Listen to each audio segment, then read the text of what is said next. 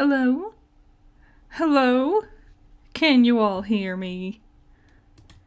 Hello? Hello? How's everyone doing? uh, a sudden stream today. I thought about making it, announcing it today, but streaming tomorrow. But I was like, I don't want to do that. I just want to stream. I just want to do it now. I just have thoughts, and I want to talk about it. I have it, the image behind my pumpkins today because I wanted everyone to see my pumpkins. So we're just gonna talk about Digital Circus a little bit. Because I was thinking about it, and I get the feeling it might be something I'll be thinking about a lot, even though it's only the pilot so far. I jump scared you. I'm a scary witch. So yeah, we're just gonna talk about, because I thought about making a video to talk about this, but not only do I already have many projects that I am working on already in motion, like 4 or 5 different things going on right now. And I was like, but also I didn't want to edit another project because we're gonna be talking about shot composition. And shot composition is kind of hard to talk about and edit in a way that's like visually entertaining, you know? So, yeah. we're just gonna do it live because then I could just talk about it. And then if we all have questions and whatever, then we can answer questions and stuff. And then if I want to, I can condense this down into a more cohesive short form format if I really want to. So, we're just gonna chat for a bit, because I just want to talk about stuff. Yeah! Top 5 scariest jump scares. Number 1, me. Saying hello like I'm Phone Guy from FNAF.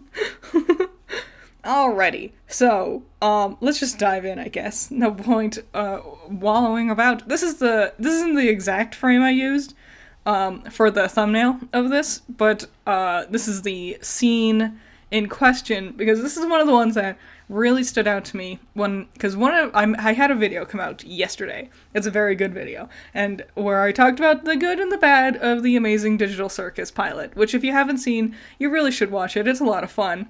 But one of the things I talked about that I had a critique of was the backgrounds are very busy. And I didn't offer, any idea of what they could do instead, because I didn't have an idea at the time, and I didn't want to be like, oh, do this is the obvious correct answer, because I feel like it's a lot of fun. They can construct their own thoughts and ideas about how they want to move forward, if they want to change the background at all. I know it being, because this is all 3D modeled, so going in and changing the 3D model would have to be a whole process in and of itself. So... oh, by the way, stay hydrated. I have myself a Monster today. So, it's my favorite flavor of Monster. It's called, Mango Loco. I like it because it has a bunch of skeletons on it, and that's fun. Alright, so, let's talk about this background and how we could direct the eye. Because after I made the video, while I was editing that review, I was brainstorming ways we could change up the background to still draw our eye to our important figure here, whichever character happens to be on screen.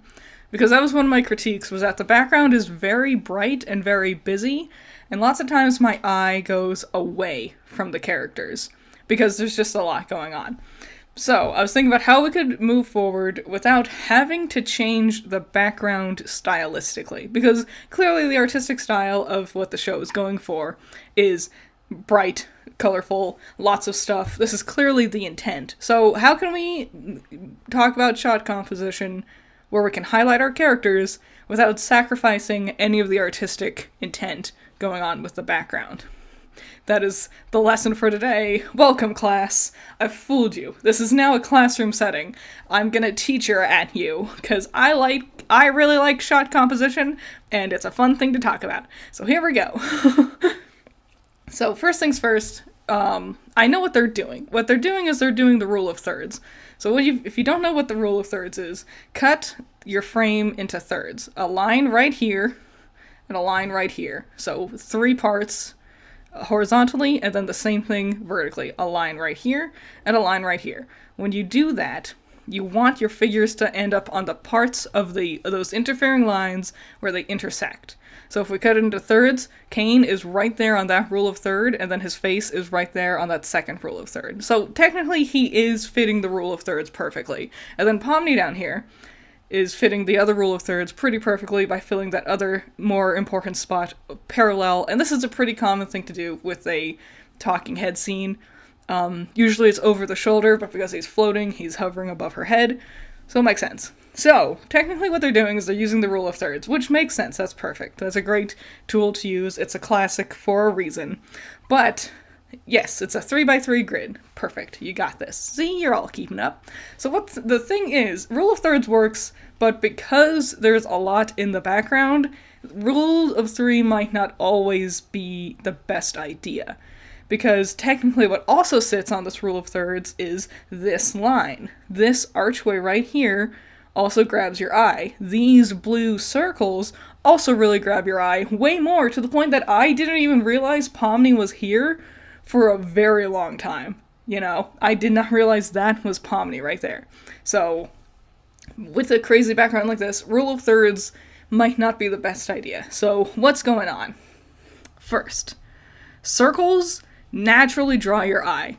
We as humans are designed to notice perfect circles more often than any other shape. And I think it's because circles, like, are hard to find naturally, you know? Like, when you're in nature, you're not often going to come across something that is a perfect circle, other than something like your eyeballs or the moon. So, which is why we tend to, like, look at faces, because they have those perfect circles right there. And a lot of the characters in Digital Circus have large, bugged-out eyes, so they're going to grab your attention perfectly, because we look at circles. But the problem with this shot is that these big circles are really, really eye-grabbing, because they are perfect circles, and also they're very brightly colored. Like, there's many bright colors on here, but this shade of blue, this gradient especially, because the sky actually does that. It fades from darker blue on top to lighter blue on bottom. Nothing else really has a gradient like that on the screen. So not only is it a bright, eye-catching color with the blues and whites, not only is it a very eye-catching shape, being circular, but also having a gradient and being the only thing with a gradient in the frame means your eye is going to go immediately over here. So, sorry, I just get excited. So that's why my eye tends to go here. So, what could we do instead? I like the idea of these, like, orbs of peeking at the sky. Something we could do is change the sky color to fit the design of the actual sky in the actual Digital Circus. Like this sky that we have in the circus itself. If I can get a good shot of it. Because it's a more stylistic design. And if we played around with that a little bit, like it was more representative of the real sky of the circus, it might, like, draw your eye a little bit less heavily. Yeah, like this stylistic sky that we have going on here. Oh, hey, there's another orb right here. You see that? There's another orb of the sky. Oh, whoa. Interesting. Anyway, so yeah, with that shot, it's really drawing your eye to that one moment over here. So what we could do is we could change the sky up to look more like the in-universe sky, because then it would fit the aesthetic of everything a little bit better. But I don't really know about that. I think an easier answer would to just be make these squares, because, like, make them look like windows, for example. Because squares aren't really going to draw your attention any more than a circle normally would. And so that could be one way. It matched the up and down straight lines of the rest of the environment, so then the natural curves of our characters would stand out a lot more. Ugh, I need more water, hold on. Yes, sky orbs. So yeah, we could make these square. That would be one way to do it. Another way, they've actually done something here, is they've framed Kane within this plastic tube type deal, which is a great thing. Framing a character is another great way to bring your attention to a character. So the way this moves around him, he's in a box, and we naturally look towards framed objects just because it naturally defines it and gives it emphasis. The problem is this frame is also the same color as the sky and also the rest of everything around him. If this blue was also green, like this segment, I think it would draw my eye much more naturally to Kane. The blue makes my eye go up to the blues. My eye tends to linger in this area where there's no character, which is a bit of a shame. So these crossing points right here also kind of frame this little section. So your eye just kind of bounces around a little bit. So I think if we moved the orbs or turned them into squares, that'd be an easy way to draw our eye a little bit. I also think maybe if Pomni was a bit higher up, if we saw more of her face proper in this frame, it would have helped. And then maybe we have a lot of other things that frame in the circus. Like that final shot is a great example of it. Let's see if I can get it. Because we can see there's a lot of things that can naturally frame within the circus. The animation is trippier than I expected. I wonder how unhinged the show will get. I'm hoping it goes super crazy, Maybe change the circles into squares and have them line up with the stripe pattern on the wall. Yes, I think that'd be well, wouldn't squares take more space? Maybe. It depends. They also float around. If in another shot they move. So, there is a square. You see, there is a square version. Why do we have the orb version if we also have a square version? They do move around, so, I think that's another thing that tends to draw your eye is the movement of it. I think the clouds move, and then there's a shot where you see them moving and they overlap with each other. I don't think a square, even if it was technically bigger, even if it took up more space, I think it would be a little bit easier on the eye compared to the circle, but that's just me. So yeah, with this shot, we see there's a lot of potential with framing devices here in the circus, just naturally. This tube structure we have, like we saw earlier, is a natural framing device. This, box area over here, also great framing structure. There's a lot of ideas here that we can work with. And then there's also patterns on the walls that we can play around with. They do a lot in front of the stage. The stage naturally acts as a frame for characters. It's ingrained in society. If something's on the stage, you look at the stage. These nice little stars also bring your attention over here as well. A lot of shots don't have the problem that I... even though there are lots of shots that are also bright, I don't think this shot is poorly done by any means. My eye goes to where the characters need to be. This box helps frames Kane, for example. These boxes frame these other characters. And then the stage frames Pomni to some degree. The only one who doesn't get framed by the environment is Bubble, but Bubble is then framed by Kane and Pomni. You can also use characters to help frame a scene if you need to. Another thing I was thinking about was colors. You could change the colors of the background to be different from the characters you have in the scene, but that's going to be really difficult because every character has a lot of different colors on them. So, this red and Kane's red of his shirt and his gums, it's 3 different shades of red going on here. He still stands out, but not because of his reds. His also the white of his teeth, the black of his hat.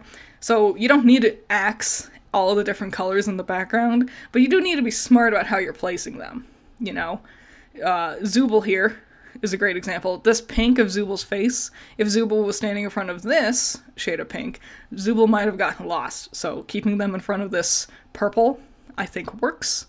Ragatha, for example, we could have swapped Ragatha and Jax, have Jax in front of the red square and Ragatha in front of the green one, just so then her hair doesn't get lost, but this is also, they're a minor background element of this scene, so it's not super important. That's the challenging thing of having a scene that's really bright. Like, the environment is very bright and colorful. So, it's just going to be a bit of a challenge just in general, because your characters are also bright and colorful. Making them jump out against each other is going to be different. Them moving helps. Like, for example, movement will always grab your eye. So, unfortunately, they tend to move around a lot. So, they tend to grab your eye in general, but there are some shots where it's just like, I don't know, I feel like I'm losing you visually against all this other stuff. Maybe it's the yellow. Yellow is the hardest color for human eyes to perceive. Did you know that? Like, scientifically, we have the hardest time seeing yellow. And I don't know why. I don't think there is, like, an evolutionary reason. I think we just have the hardest time processing the shade of yellow. Who knows? Wouldn't Jax's pants get lost in the red? No, because his pants is more like a muted red. So they're kind of like they're dusty. So I don't think he would be too lost. And also the purple. But Ragatha's purple also stands out. So I understand. It makes sense. Again, it's difficult because the shade of her hair is a bit closer to the color of this block than Jax's pants are. But it's gonna be difficult moving forward. I hope they can figure something out. Maybe just lighting or shading could help a lot. But I don't know. That's the thing. There's no definitive answer to all of this. Because that's not how art works. You can have lots of different ideas, and they might not always work out. So something I do love is the checkerboard floor, because it does do a great job at naturally framing your characters. I hope we see more of this checkerboard pattern moving forward. Like, maybe we can tie it throughout the rest of the tent somewhere. I just also the great contrast. When your characters have all these different colors, having just black and white is a great way to help them pop. It also makes them feel a lot smaller, because it's a very big checkerboard. It makes Pomni look tiny here, doesn't it? You're right, it's hard to have controlled chaos when you have so many designs for the characters. Maybe they should do more reds and blues instead of yellow. Maybe add more greens. Yeah, because I don't think, there's no green character, I don't think. No character with prominently green in their design. You know. So maybe if they play around with green more, that would be cool. We've also got a lot of potential to just see more spaces of the tent. Like, I was looking at this shot, and I'm like, there's a castle back there. We got like a Lego castle. The like paler gray purple colors of this castle could be a really great way to contrast with some of the characters, but also it's a little close to Jax's skin tone here. Skin tone, fur, skin or fur? Do they have skin? They're toys. So yeah, these colors are kind of close to Jax's colors. Fortunately, like, the yellow helps him pop. It's just that the shape of his silhouette is a little lost. But again, because they're moving, motion always grabs your attention more. Maybe if they just had harder shadows, like darker shadows. That could be hard to work with 3D models, though. From what I've experienced is sometimes making the shadows darker isn't always easy. I don't know what they've animated this in. But yeah, maybe like because it's also at the end of the episode where I felt like it was really intense. Yeah, so there's a lot there. Things are brighter here for some reason. Maybe to signify the ending of the day, like how time has passed, but things are more bright in this scene versus the opening scene, if you pay attention to it. It's hardly noticeable. It's mostly noticeable that they don't have as extreme shading on them. Their shadows are not as dark, and I think this is one of the moments where it gets especially hard to see, because everything feels kind of the same shade of brightness throughout. Gangle, for especially here, like, their stringy body is going to be hard to accentuate because they're very skinny to begin with, but with all these zigzag patterns, all this stuff going on, Gangle's body is really easy to get lost. And we're also not really framing anyone here. We have frames, like the stage back there could be framing someone, but It's not quite doing it the way I think they would have wanted it to. This pillar, I don't think is helping, because it's kind of like this, like, just mark across the middle of the frame. All these patterns, there's just a lot of patterns going on. Patterns tend to also draw your eye, you know, shapes and stuff like that. And it makes sense. It's hard because it so makes sense with this world, but like, I don't know how to suggest keeping all of this, but also helping them pop more. Other than maybe shading, maybe color placement, I don't know. It's especially hard because a lot of Zubal's design matches the look of things in the background. Like, because, again, with the really skinny limbs and a lot of different patterns, like, it's all real samey looking. There's just this one big empty spot right in the middle. This, ironically, because there's a lot of patterns going on over here, and then there's a lot of patterns going on over here, and those are the two spots our characters are overlaid, my eye tends to go here, in this vacant area, and then over here, in this vacant area. So maybe just, like, playing around with where you're placing the characters. You know, if we shifted them slightly to be more in front of whatever this yellow thing is. Also, I think we could play around with having characters stand in front of each other. For example, since Kinger is kind of like a solid block, if Kinger stood closer to Gangle, you could use the purple of Kinger's robe to help define the shape of Gangle. Like, if Kinger was standing right here, I think his solid color would help make it easier to see Gangle's ropey body texture. So, play around with characters standing closer to each other. But you know, there's no definitive right or wrong answer to do any of this. The fact that Zubal's head is a triangle, I think, helps a lot. Triangles is also a real unique shape in the, like, face department. So, Zubal's got those, like, circular eyes, which draw your, like, eye to them. It's pink. Not many other things are gonna be pink. And so, Zubal's a great design. I love Zubal's design. Fun fact, red light has the highest wavelength of all colors, which means it's the color you see the most from far away. Cool. I bet that's why we use it in, like, stop signs and traffic lights. Fun. I bet it's because red is dangerous in nature. Usually, if you see something red in nature, you shouldn't be there. So yeah, that's what do you all have any ideas about how we could, like, fix this without changing anything? This is another shot that I thought was really weird, because there's all this dead space up here.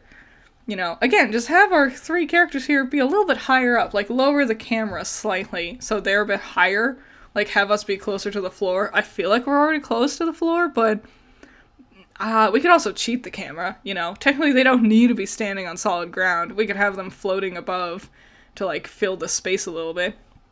This is a really great angle to see all of the things in here. Like, this pattern, blocks, every single block has different color patterns, mix match with each other. This blue tube, which I didn't even notice before. Lots of stuff going on. And it's not bad. That's the thing. It's not bad by any means.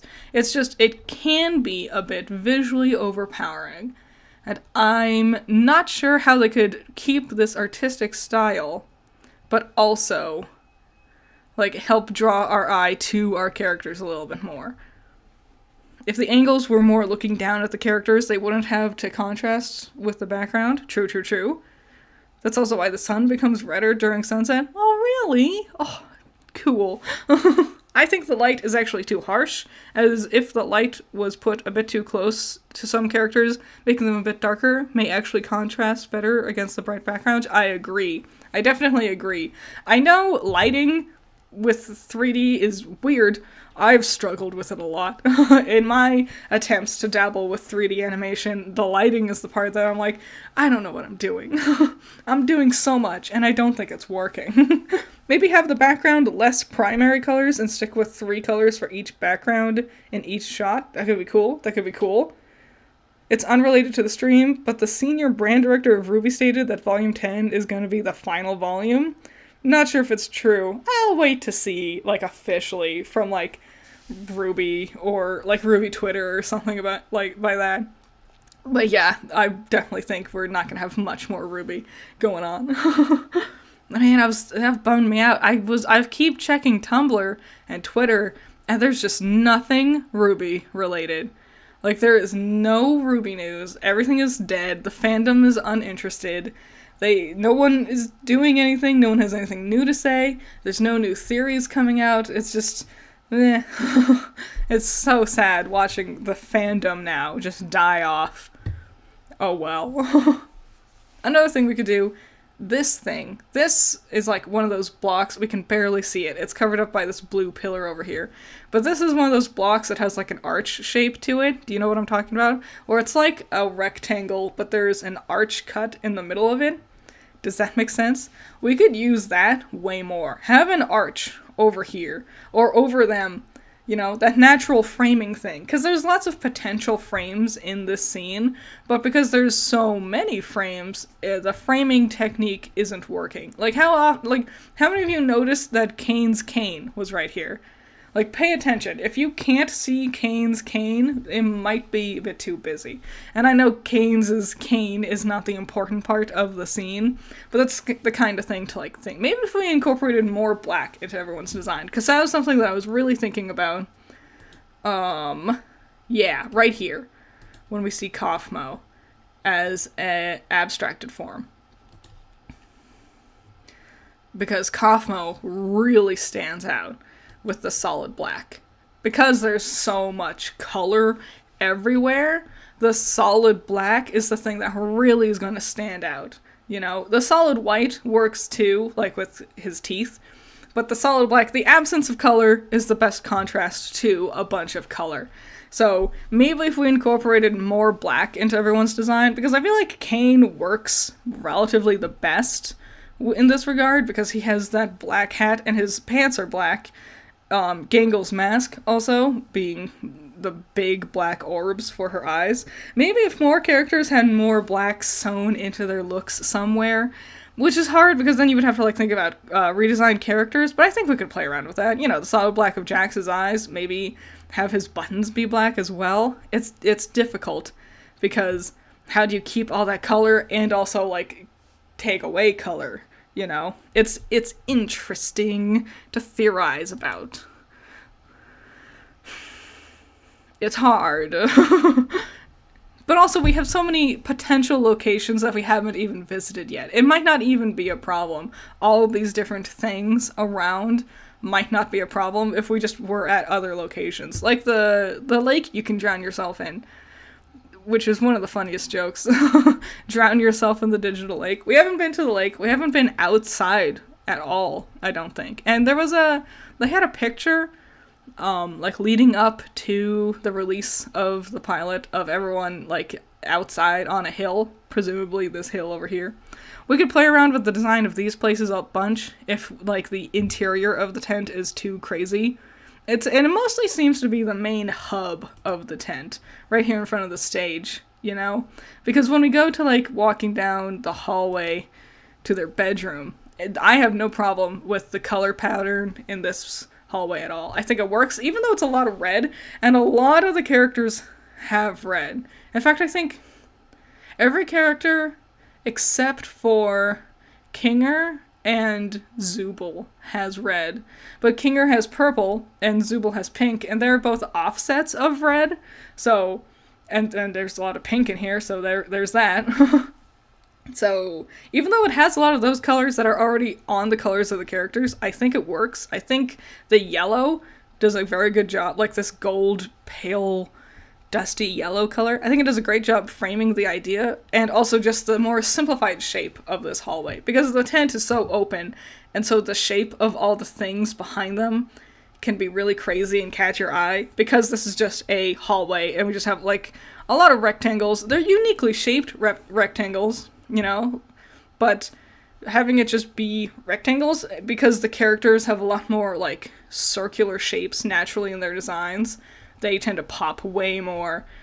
in this hallway. I think this is my favorite set so far, this hallway into their bedroom area.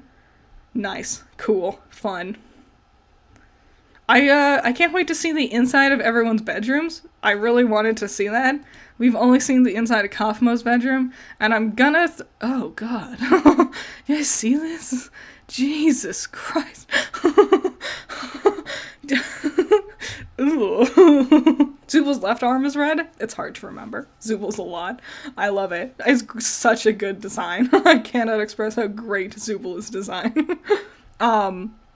Can't stay, just stopping by? Well, have fun, Liliana. I hope I said your name right. Sometimes I just have to say and hope I'm getting it. I tend to be really bad with pronouncing things. God. So bad at pronouncing things, I couldn't even pronounce the word pronouncing. So, yeah, we just see Kafumo's room, and I don't think this is going to be I don't think most of them are going to look like this. So, we could also play around with that a lot, like, have designs for their bedrooms that help to accentuate their characters. Even just color palette-wise, you know? I think there's so much room to explore. So, my critiques about the main location might not be relevant moving forward, because I just don't know how much room we're going to be spending over here. Maybe if the craziness was just kept higher up, and we had like a layer, like a buffer of like slightly less complex patterns, more at eye level. So then when people are standing next to each other and talking, you know, like from here down, I feel like we could have slightly, my phone buzzed, I don't know if you heard it. From here down, we could have slightly less complex things going on pattern-wise. Wow, look at that! Whoa! There's so many more sky things than I realized. What is going on? There's so many things in the frame. There's so many more bubbles than I realized. Alright, so I think we could also play around with these stairs way more. These, like, Mewtwo stairs from the first Pokemon movie. Do you all know what I'm talking about? Do you know what I'm talking about Mewtwo stairs? Do you all get it? I think we could play around with that. I think these would do a really good job at framing a character if we just, like, had the camera closer to them. I don't know. We can play around with Soma. What is this? That might be a gloink. There's so much going on. God. Oh, okay. Alright, well, let's talk about a theory. Let's theorize a little bit, because this is another thing I was thinking about. It's when Pomni's in here. Yeah. Let me see if I can pause on the right frame. An epic Pokemon movie reference? Thank you. Yes. I rewatched the remake, like they redid it recently with 3D models of Mewtwo Strikes Back, and it's good. It's a good one. Made me cry. How do I scrub through frame by frame on YouTube? Is it this one? Yes. So, can you see that? Did you notice that when Pomni opens this door, her teeth become sharp? That's unique. We only see this here. Her teeth becoming sharp. That's interesting. That is interesting. That's really interesting. I think there might be more going on with Pomni moving forward than we might think. It's so hard to speculate, because we don't know. It's like, I think the best thing to help us figure out things going on is understanding what happened with the headset that they all presumably put on to enter this place. Like, are they workers at, like, game design place? Or did they all receive it through other means, like consumers somehow? Not sure. And it's kind of impossible to speculate on this with so much critical information missing. Like, and also, like, the question of, like, do you design your character? Like, did you go through, like, a character select screen and you picked one? Or what? There's a lot of, because if they got to choose their designs, we could really dive into why they chose what they did, but we don't know if they did. There's a lot of missing answers here, which we could only speculate moving forward. And I'm not big into speculation. That's why I mentioned Welcome Home when in my review for Digital Circus. And it was fun at first, but then very quickly it was like, oh yeah, there's not nearly enough information for us to continue forward. We've reached the limit of information currently available, and people just keep on theorizing, because they need to talk about something. So they'll just start making wild theories out of nowhere, crazy speculation based on nothing, and I think speculating can be fun, but I don't know, I hate putting the cart before the horse, because they have a plan, clearly. They're gonna have a plan with the story, and I'd rather wait to see how things are playing out before we start jumping to wild conclusions, because if I come out here and confidently go, oh yes, they designed their characters before they entered the digital circus, well, I don't actually know that, and I think it'd be fun to speculate on that. It'd be irrelevant to really put any stake in that notion that I'm just coming up off the cuff, just coming up with it in the moment. This isn't the actual frame I wanted to talk about. I have a theory that by the end of the season, I think it'll be, my theory is that the show will be multiple seasons long, and by the end of the first season, someone else will abstract. I think that'll be the finale, and I think it'll be, the villain of the season. And my theory is that it's either going to be Jax or Ragatha. Jax seems like an obvious answer, because he's a bit more sneaky and mean towards others, so he might be a red herring. Ragatha seems like she's really close to actually losing it. So, that's my theory based on nothing. Okay, so how many of you looked at this? Because when she was running through the exit hallways, we see this logo, and when I was editing my video together, I was like, I have to get a better look at that. And I was thinking about this, so we're all in agreement this is Cain and Abel, right? We all agree on that, right? Cain, especially if you look at the way Cain, the character, Cain, the way his name is spelt the same way as the biblical story of Cain and Abel. C-A-I-N-E, and C and A, Cain and Abel. I think that's pretty obvious. I think that's the natural conclusion we should come to. Why, though? I'm not so sure. I don't think it is an exact one-to-one rendition of the story of Cain and Abel. I think it might be a story about brothers, and they've gone with a Cain and Abel motif for some reason. Not sure. Right now, the biggest thing I'm seeing people really discussing is, where is Abel? Because we see Cain. Cain is confirmed to be an AI. Cain is not a real person who wore a headset. He is an AI. So where is the Abel half of Cain and Abel? So I was thinking about it, and you're actually not far off. Slip's cult I was also looking, because this is a bubble, right? This is Bubble. It's a blue circle. That's a Bubble. So Bubble, I think, is a mascot type character for the in-universe, how do I word this? I think whatever company this logo comes from, Bubble is some sort of mascot for this company, and I think two people who I'm guessing are brothers, Cain and Abel, represent, and that's how that is. Is Bubble Abel? Not sure. I'm not so sure. I don't think so, because other than, the naming convention, are we gonna lean into other themes from the story? Not so sure. There's lots of things that reference Cain and Abel. One of my favorite ones was Sandman. Did you all watch Sandman on Netflix that came out last year sometime. That was great. There was a great rendition of Cain and Abel in that story. Great show. 10 out of 10 show. I don't think they chose the design since Pomni lingered in front of the mirror looking at herself. See, that's another thing. Let me find a more interesting frame than this one. Where are you? Think I passed it. Yes. Yeah, that spot.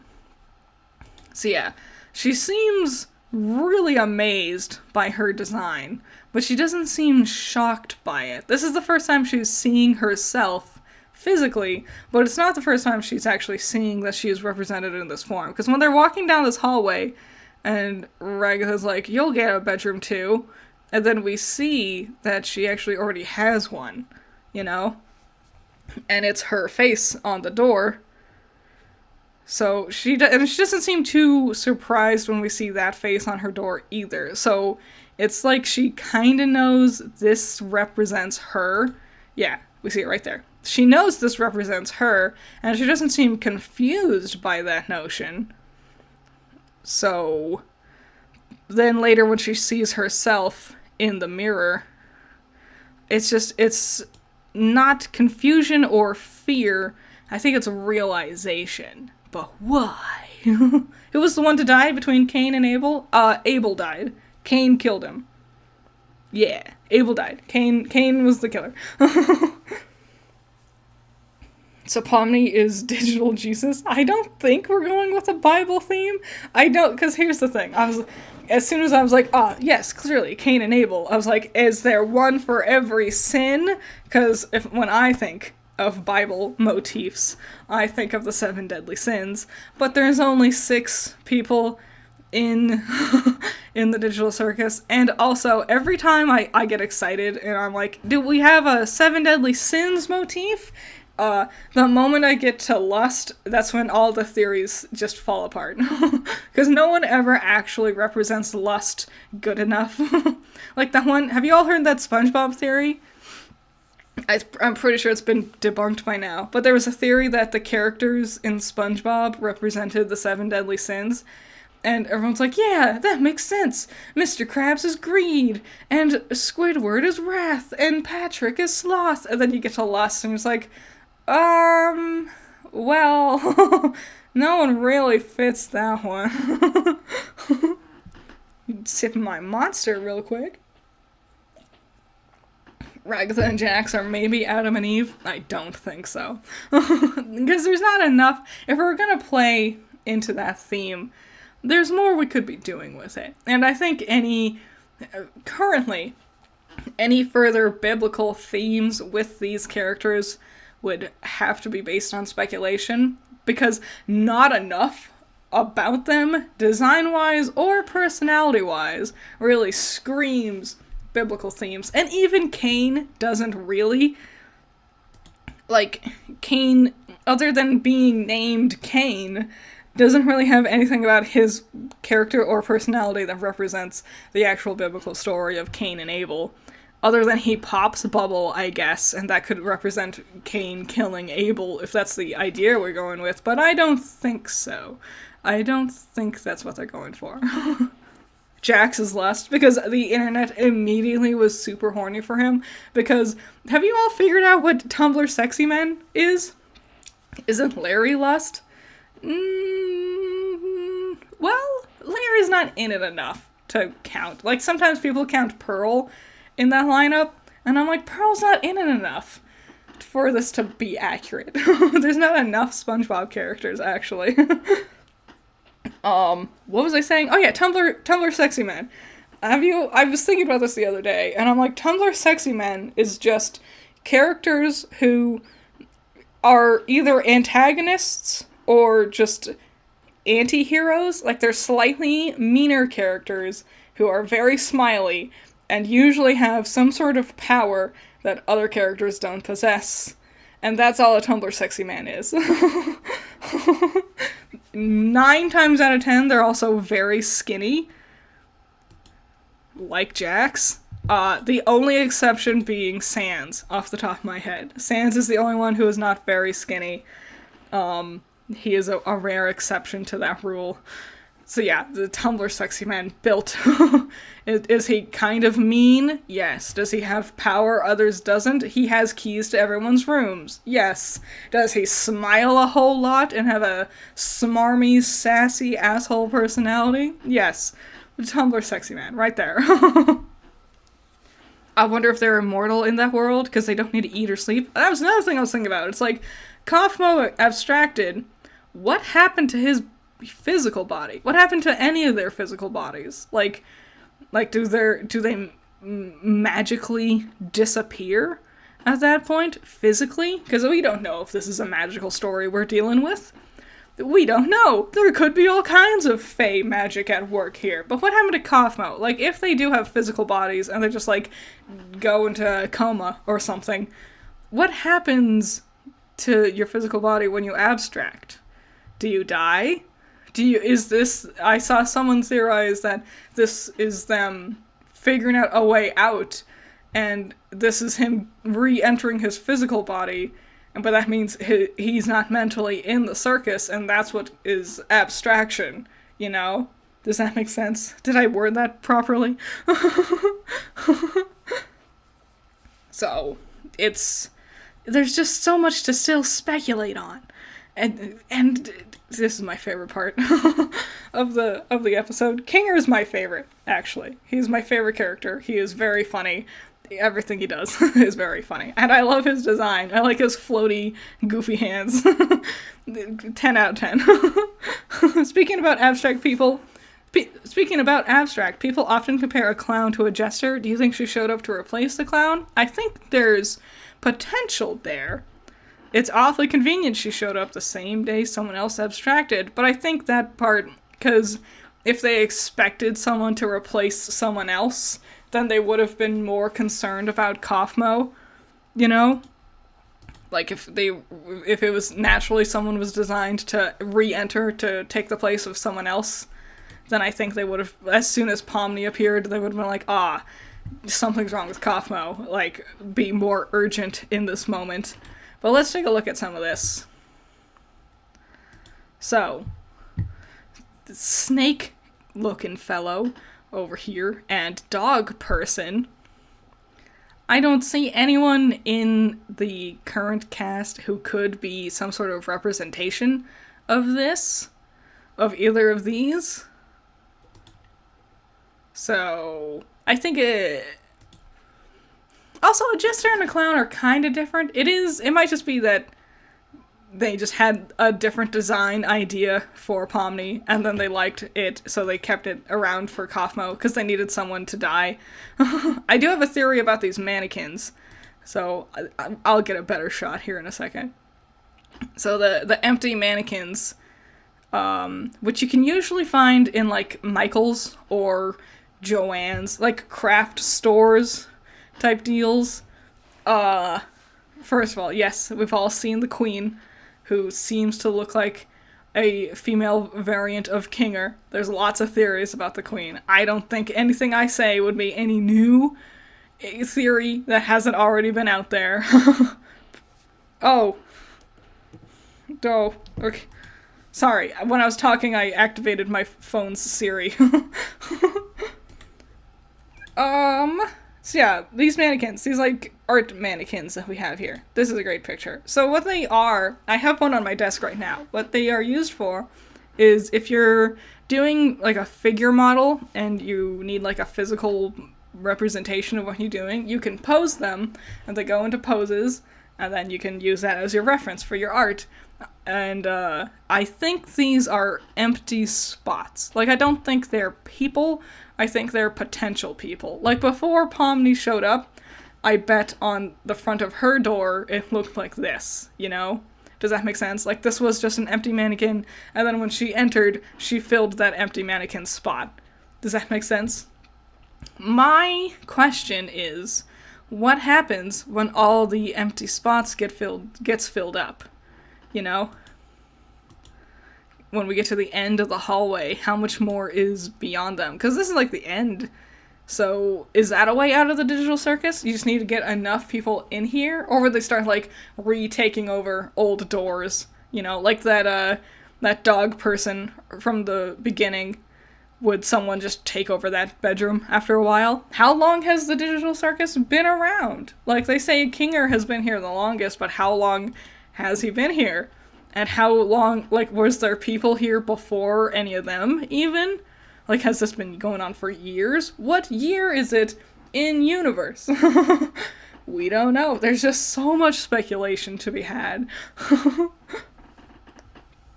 Looks like there's a turn there. There might be. And also, the tent's pretty wacky. I think they could, like, cheat it a bunch, or things could expand, because that also seems to be a thing. Like, Kane seems to be able to change the physicality of this place per his whims, because he was trying to make an exit door for them. So he might be able to move things around and add an extra room if he wants to. I heard the name Pomni means remember in Russian. Aw, interesting. That's cool. I think Gooseworks confirmed that the mannequins are empty spots. Yeah, I'm the smartest. I'm the smartest person. I didn't even know that.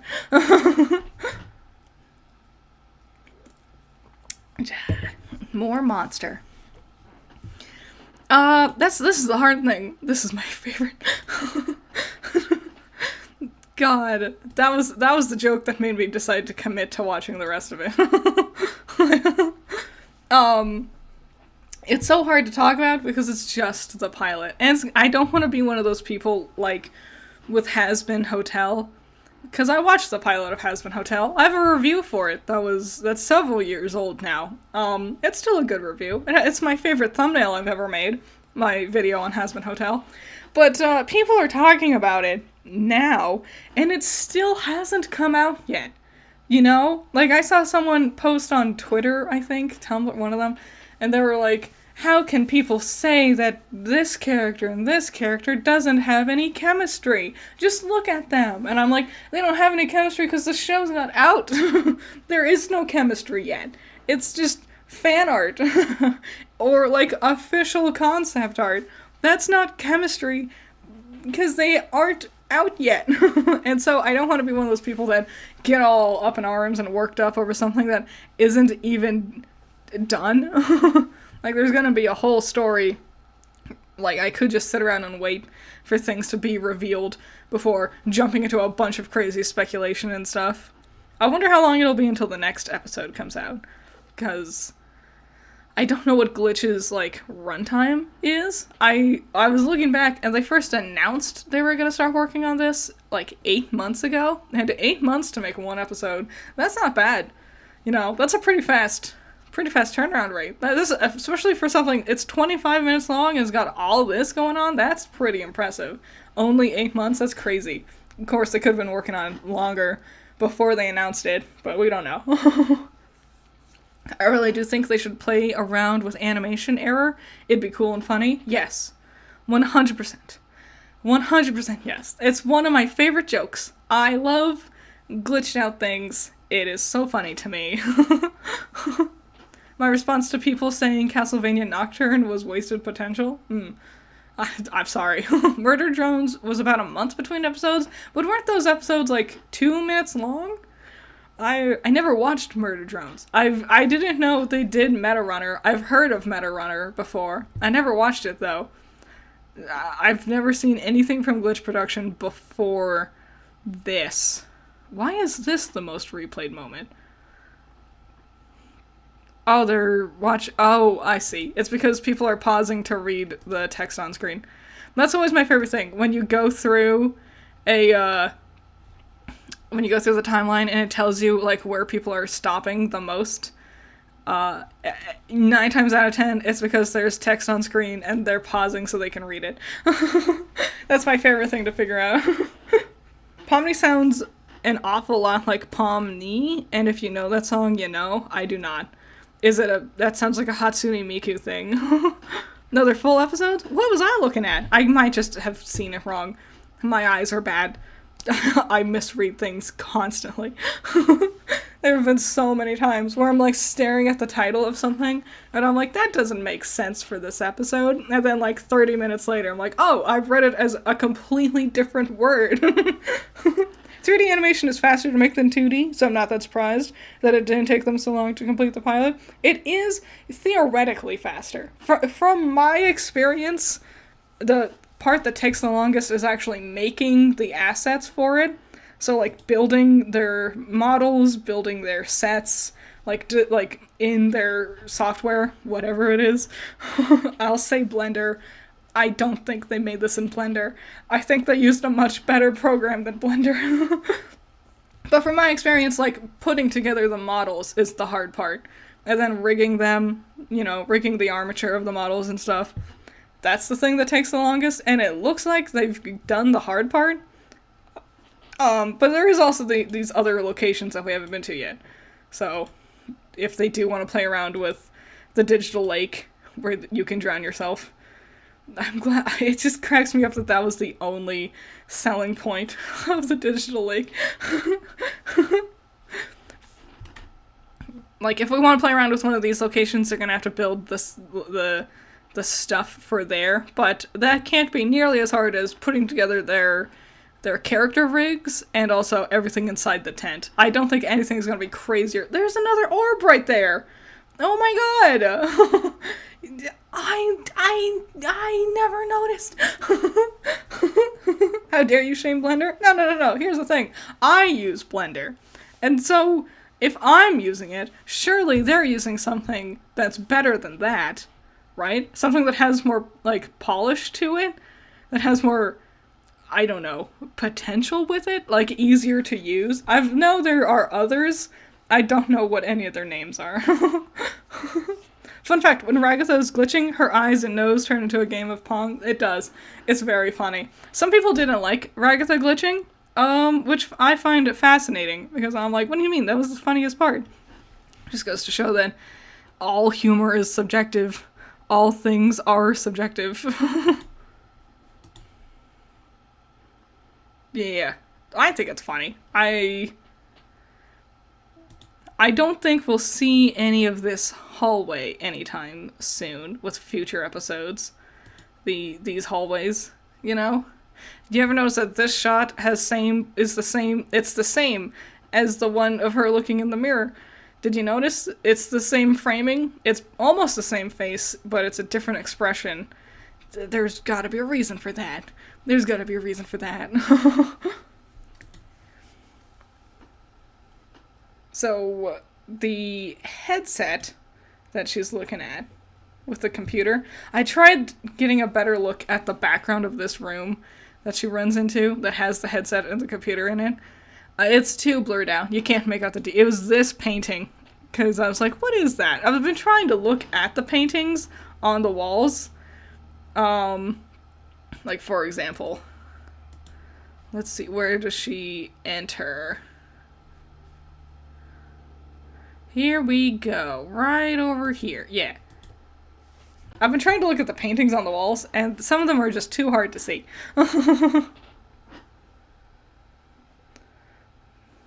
Yeah, like it's just dark.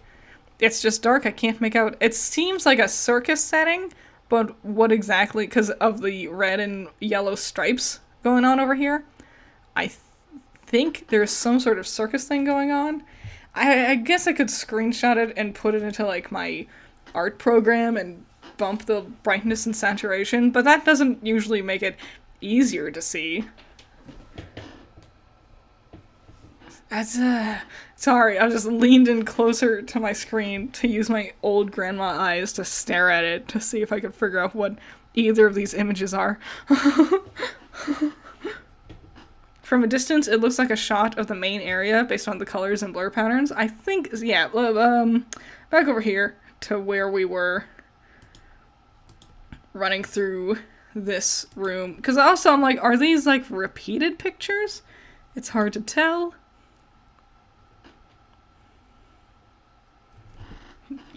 Make sure you stay hydrated. You're welcome! I'm glad my videos could help teach you English. It's crazy, because I don't speak it very good. I try to enunciate the best I can. I used to have a really bad stutter, and sometimes my stutter still pops up, so I try very hard to make sure I enunciate. Yeah, this image, what I see with that image that she just ran past, it just looks like Banjo-Kazooie to me. Like, it just looks like Banjo's there, Kazooie's there, Banjo-Kazooie. But I know it's not. You see what I'm talking about, though, right? So this is an interesting room. People are talking about, like, if Kane made this room, and Pomni recognized it to some degree, Kane must have some idea of the real world, but he just doesn't know how to get them to it, you know, because he did try. You have a stutter? Sometimes. It happens sometimes. I used to also have a speech impediment. I couldn't pronounce my R's different from my W's. I also would pronounce my S's and TH sounds as the same. So I had to go to speech classes when I was a kid, and sometimes I have a stutter. It isn't always. It usually happens if I'm dehydrated, I've noticed, or if I haven't had enough sugar in a while. So, yeah. You can hear it sometimes in a couple of videos. Like, I'll say something, and like when I'm editing, I'll realize I didn't say it right. Like, I'll use a V instead of a W sound, and I'm like, dang, whoops. Think those are just beta assets to make the test the digital world? Probably their workplace? Probably. So, what I'm thinking... No, that checks out. New theory. Pomni is Tootie, and this was all built by Gruntilda. Yes. Yes, this is why she wasn't in Banjo-Tooie. I'm guessing Pomni used to work at that office and was a beta tester for the game, and that's why she freaks out when she saw the computer, because it was the one that she was using. Maybe, but if she's a beta tester, how do you pronounce Worcestershire? Worcestershire. Worcestershire. That's how I pronounce it. I just don't consume it. It tastes great if you mix it, if like you make hamburger patties and you add your seasoning to your ground beef and you throw in Worcestershire into it and mix it all up. It makes great burger patties, but I don't buy it often because I don't want to have to pronounce it. Yeah, if she was a beta tester, surely the others before her in this place, like the others, they would also have been presumably beta testers. And why? That's the question. Like, if they're in here, and Kinger presumably has been in here for years, or at least the longest, we'll go with a month, you know. Surely they know when you put on the headset, it makes you go somewhere. Why would she be beta testing something if we have had at least, because there were 3 dead faces, so there was 6 of them, 79, so at least 9 people have been moved, teleported mentally into the digital circus. Why would they continue to have people beta test it? Another thing is it looks broken and run down over here.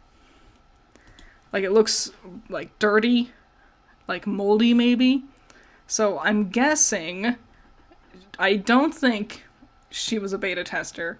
I think she found it, like perhaps like dumpster diver type. Like, you know how in like some people like find old things and they repurpose them? I think she just kind of found it and was gonna like fiddle around with it and play with it, see what it was. And I think maybe the others were beta testers at some point, or maybe they also found it and tried throwing it away. I don't think she was a beta tester. That's the thing.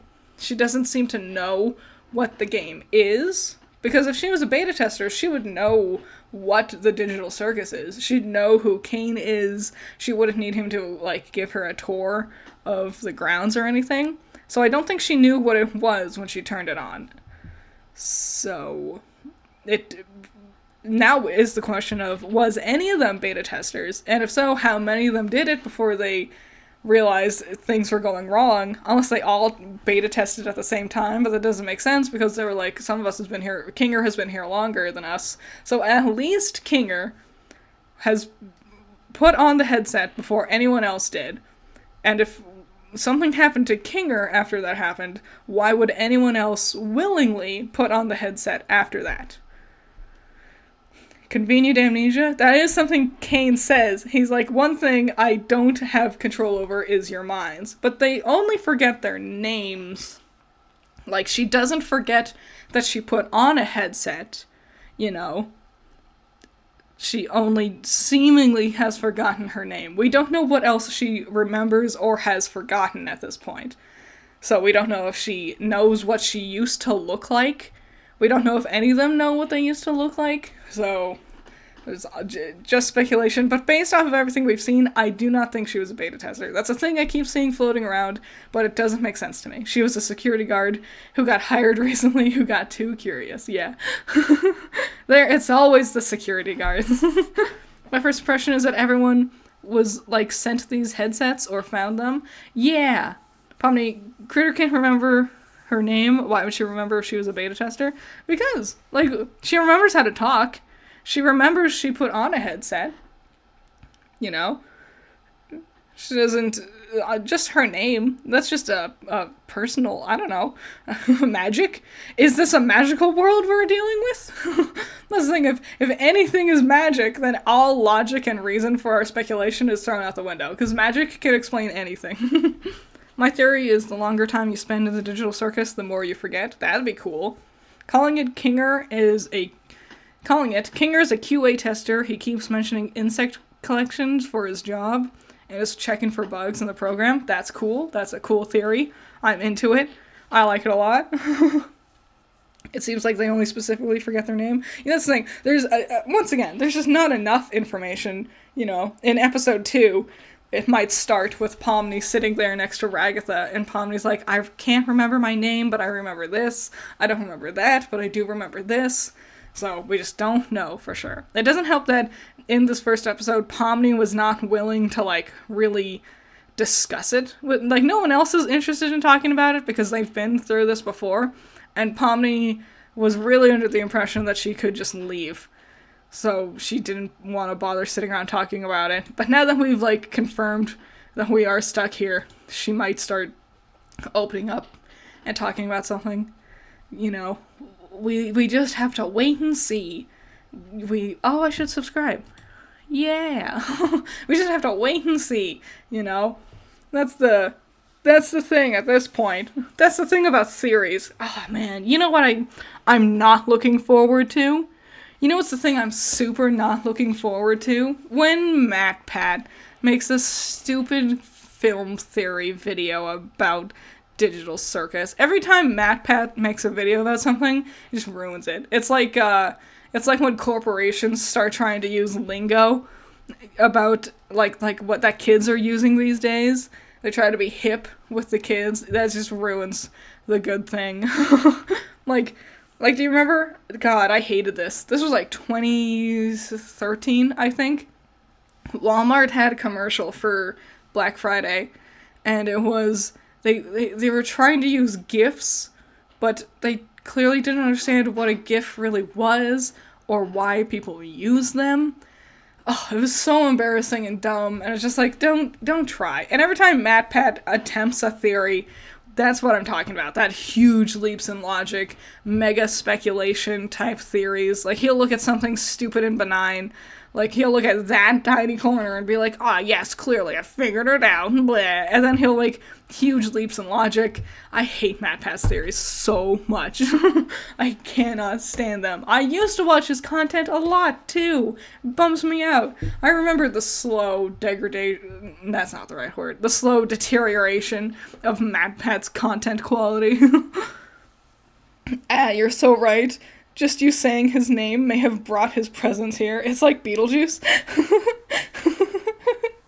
Oh, man. And he's gonna make... It's gonna have that thumbnail, and it'll be Pomni's face, and it'll be like this one, and he'll, like, edit it to, like, give her angry eyebrows and, like, a growling expression or something like that, because he always does stupid edits to their facial expressions to match whatever stupid thing he's theorizing. I watched one of his, I was like, maybe I'll give him another chance, and I watched his Encanto one, where he theorized that Dolores was like crazy or something, because like she mentions I could hear Luis's eye twitching all night, and he's like, he can hear the musculature of someone's eye while they're twitching.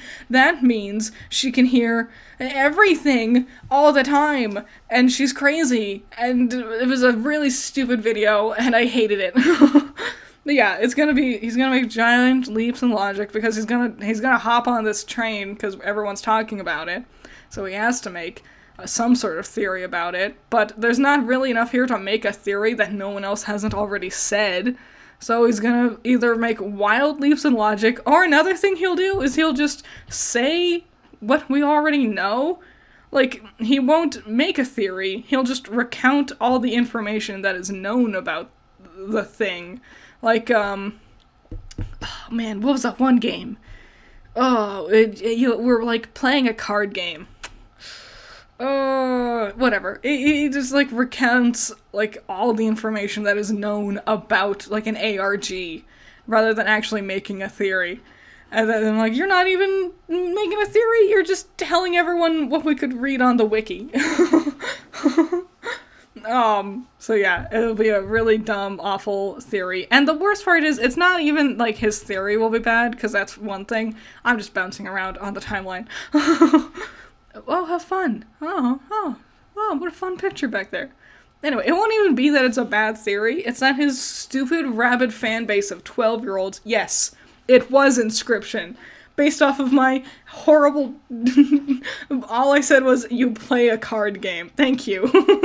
It was, in fact, Inscription. Yes. It won't even be his theory. It's his rabid fan base that acts like his theory is law. And if you have any theory that is not exactly like his, they'll, actually, it's this way, it's supposed to be that way, MatPat said, he did the research, and it's like, ugh, it's a theory. It's for fun. That's his stupid catchphrase. It's just a theory, not fact. What do I think of food theory? I watched one of them. I thought, like, the factual information with his Willy Wonka one was interesting. Was that even him? Wait, did he do the theory where he was talking about what were the actual odds that a bunch of white kids who spoke English were the ones who got all the golden tickets? Was that him who came up with those statistics? Or is that a different video? I then tried watching a different one, and I thought it was boring. I'm not that interested in food. I don't really care about food or food theory.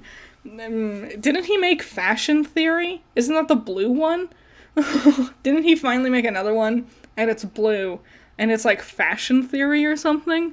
Sorry, MatPat, I'm not looking at you for fashion advice. Yeah, that's what I hate the most about his videos, is the fan base that takes his word as gospel. Yeah, he did do both? Okay, yeah. Okay, cool. I thought so. Like, I thought statistically that was interesting to talk about, but theory-wise, like, he barely even comes up with a theory anymore, either. Style theory, yeah. Theory-wise, it'll be, like, not even, like, a game's gonna come out. What's the latest game that's coming out? Oh, it's Zelda. I need to come up with something Zelda-related. Theory is that the Sheikah can teleport. Here we go. And then he just makes up stuff. And the one I really hate is it's his FNAF videos. It's always his FNAF videos. It's always like 4 parts long, and in the first one, each one is 10 minutes long, and he's like, I just couldn't fit it all into one video. And I'm like, what do you mean you couldn't fit it all into one video? H-Bomber guy makes 2-hour-long videos, why can't you? And he'll be like, I couldn't fit it all into one video. Even though I made the theory about the algorithm, I apparently haven't caught on that the algorithm has changed.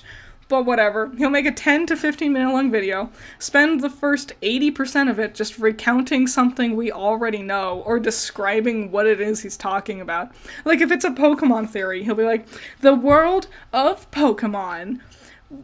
Cute little game where you capture cute little creatures and then make them battle to the death. But what are we talking about today?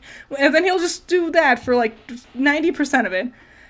give you a fraction of the theory, and then go, I just couldn't fit it all into this one video. And then when you get to part 2, eventually, he spends the first 90% of it just recounting what he did in the first video. And it's like, if you didn't spend 80% of your script just recapping yourself, you could fit it all into one 15-minute long video. Jesus. To be fair, fashion theory isn't really about style. It's more like, where did that color come from? And why did they wear... Oh, okay. Interesting. Unique. I don't know how much mileage you can get out of that idea, but okay. Do whatever you want, Matt Pat. Thoughts on Alex Bale's SpongeBob theories? They were really good. I only watched the first 4, I think. As someone who watched a lot of SpongeBob and then fell off and started to really hate SpongeBob, they're very interesting. Like, seeing what happened after the point where I stopped watching and see where it went from there. I like, especially the Mrs. Puff one, the theory that she was actually a criminal who's in disguise or in, like, protection or something like that. Great theories. Fun stuff. Very fun. Do I like Whitney Vision / Nerdwire? I don't know what either of those are. Sorry. He's gonna have a field day once the FNAF movie comes out this Friday. I'm so freaking excited to watch it. I'm so excited to watch the FNAF movie. Oh my god. I know the critics are, like, panning it, but they're lame and losers. Did you know that they gave, like, Hocus Pocus 40% on Rotten Tomatoes? That's a classic. That's a Halloween classic. 40%? Really? Really?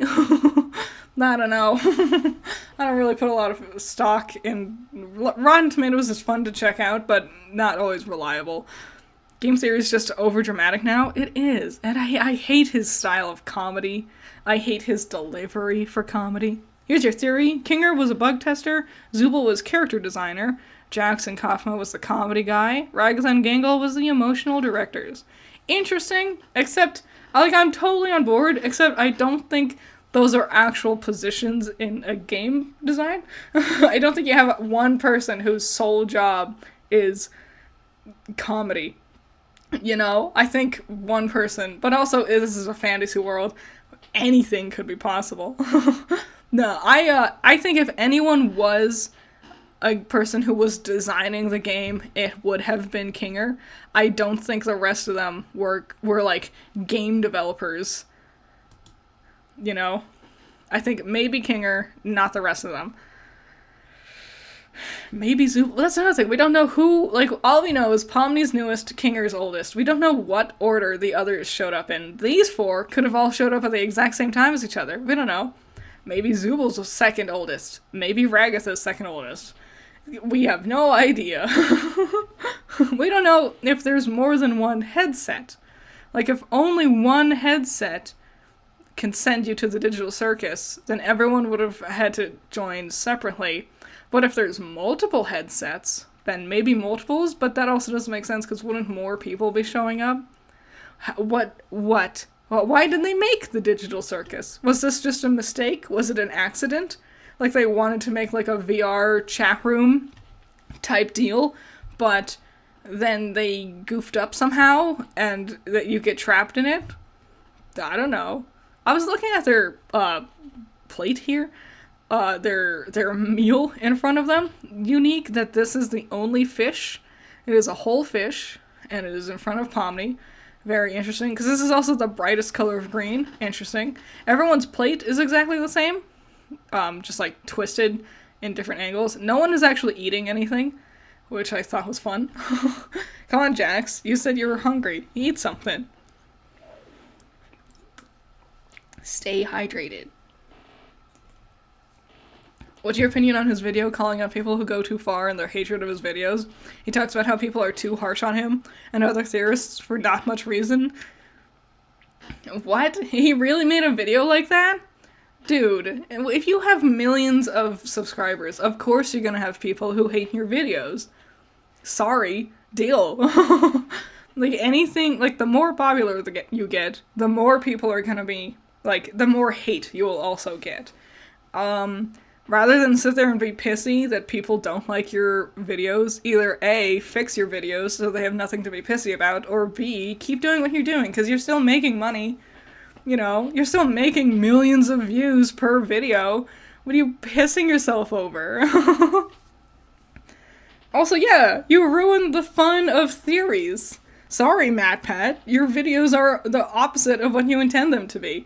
You make a theory, usually it feels half-assed, and if it isn't half-assed, the way you present it to people is not exciting or inviting. It often is very loud, obnoxious, and you come across as very condescending more often than not. And if people don't like that, sorry. Oh no, the whole world doesn't love you? Oh well, them's the breaks.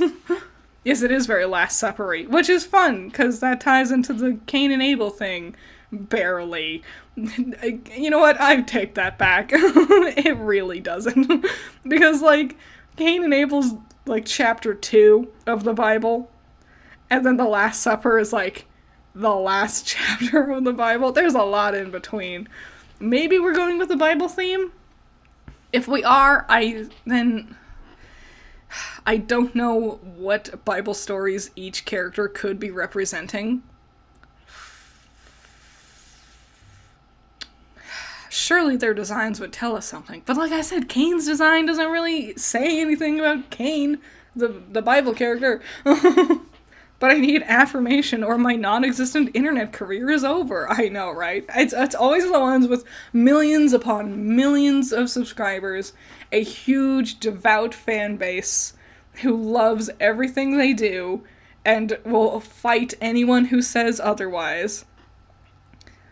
They're always the ones that are like, why doesn't everyone love me? They're always the ones focusing on, like, the hate comments they get. And it's like, why? You have so much attention. People adore your content. Why are you hyper-fixating on the part of the fan base that hates you? Sorry. Like, I know it's easy to get wrapped up in people who don't like your content. You know, even me, I've felt that before. You know, frustrating that people don't like me for reasons out of my control. But you have millions of views. You've made a career off of YouTube. You have a whole house and the second channel and you gotta pay your employees. What are you complaining about? Sorry, some people don't like your content. Sorry. Being upset about it isn't gonna fix it. I'm glad you're addressing it, I guess. Like, it's neat to know there are people out there who don't like your content, but do you think making a whole video being like, that's not cool, you think it's gonna fix anything? It's dumb. What was I saying? Yeah, they're food. So, like, looking at the other food options I have here, what is this one? This is one I couldn't figure out. This is like a spirally pink thing with, like, a cup in the center. Not sure, but this is the only one. There's one lobster and it's in front of Zooble. The one that really confused me is this hot pot is turned upside down. There's another one right here next to Kinger. These are the only two hot pots. I assume it's a hot pot. It could be a stew of some sort, I guess. These are the only two. The one in front of him is right side up and you see the lid sitting on it, but this one's upside down. All the other food seems like it could be potentially edible, even with how it's, like, even if it's sitting weirdly. This one is weird, you know? Because even if there was something in there, it's upside down, so that's weird. That is weird. Cain, I'm pretty sure, made it all, so it might just be that Cain doesn't understand. He is a bit glitchy. Also, there seems to be a picture here. It looks like a picture frame. It could be a single shrimp. Oh, is that shrimp? Oh, yeah, you might be right. It might be shrimp.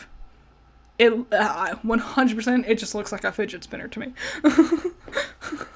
I just wanted to make people laugh while making boatloads of money and also being a vindictive cult leader. Yeah, it was one he, like, recently... There wasn't even an announcement for a new ARG. I think it was a FNAF thing. I think he just theorized that maybe there might be a FNAF ARG, and he accidentally sent a bunch of people out who harassed, like, a restaurant that happened to have the zip code of whatever he was talking about or whatever. And it was awful. Like, millions of people are now harassing this restaurant trying to get the ARG codes because he thought there might be something maybe. It's like, you don't get to sit there and bitch that people don't like your content when you and your fan base actively hurts, like, other people just trying to live their lives. You know? Oh, definitely. If it's not Boss Baby or Big Mouth, it gets canceled. Oh, you guys talking about something? To be fair, MatPat, there are worse ways to handle being criticized. Coffee and Daredevil. Yeah, true. Pull out the ukulele. Sorry if this is off topic, but have you considered analyzing the Lackadaisy pilot? I thought about it. I thought about it, because I did watch it. I just had no resounding thoughts, you know? Because unlike these things, unlike Amazing Digital Circus, I know of Lackadaisy. Like, I read the comics when they were coming out on DeviantArt, like, years ago. Years ago. I've been on top of Lackadaisy for a very long time. So when the pilot came out, as cool as it was to see fully animated, I know there's much more to happen, and it's also readily available. Like, you could read Lackadaisy right now. I don't think there's a conclusion to the story yet, but, like, you know, I know it's coming. Also, they just had their Kickstarter, so I know they're fully animating a full first season. I think it's at least 6 episodes long, if I remember correctly.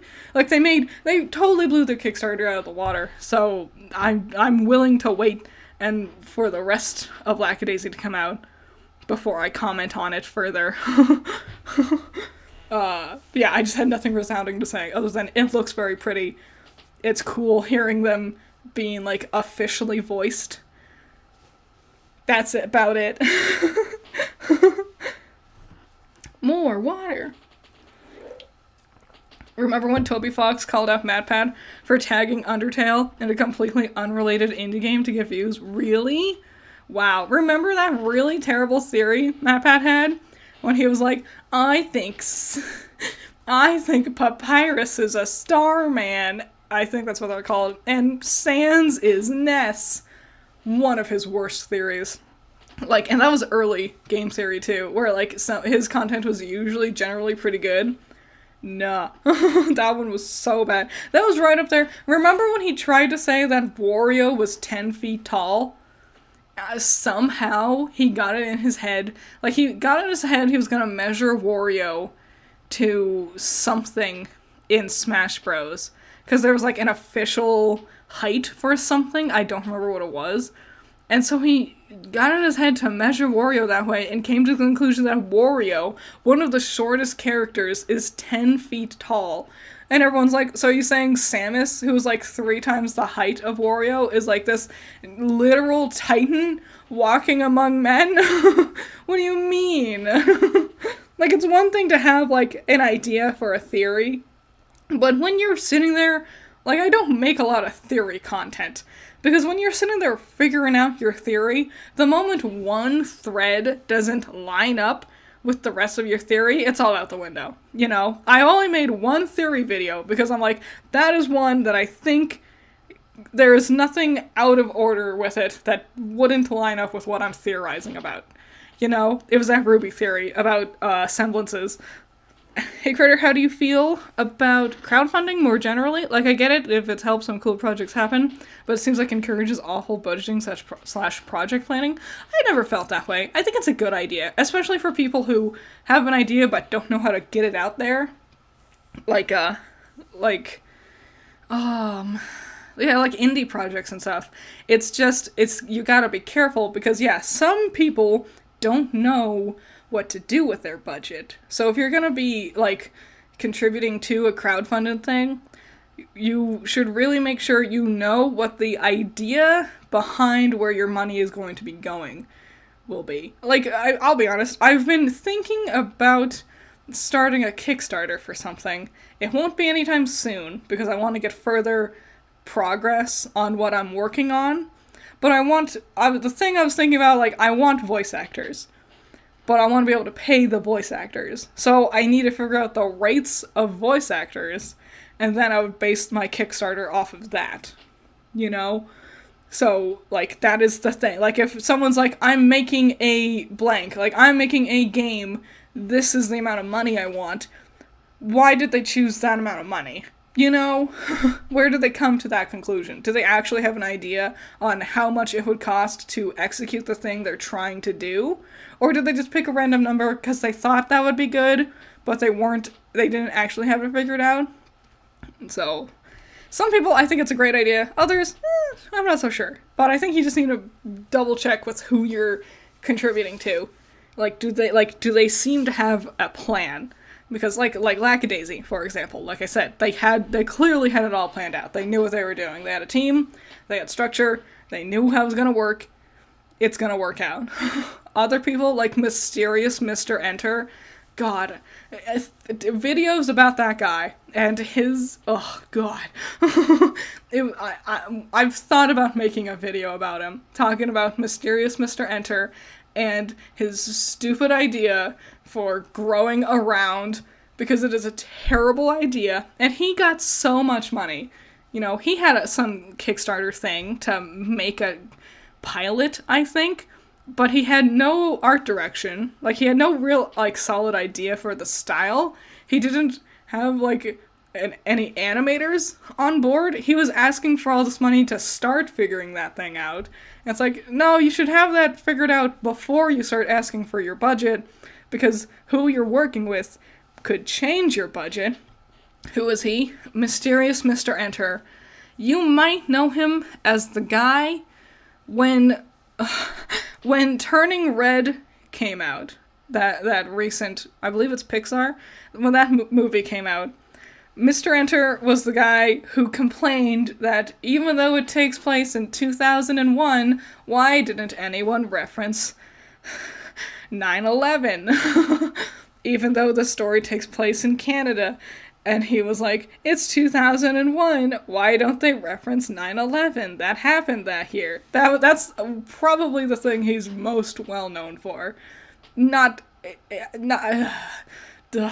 I'll probably make a video about Mr. Enter sometime, because it fascinates me. I used to really like his content. He introduced me to a lot of interesting things on YouTube, and introduced me to a lot of interesting ideas. Like, I would not have watched Steven Universe if it wasn't for his videos, but when he had bad takes, he had some bad takes.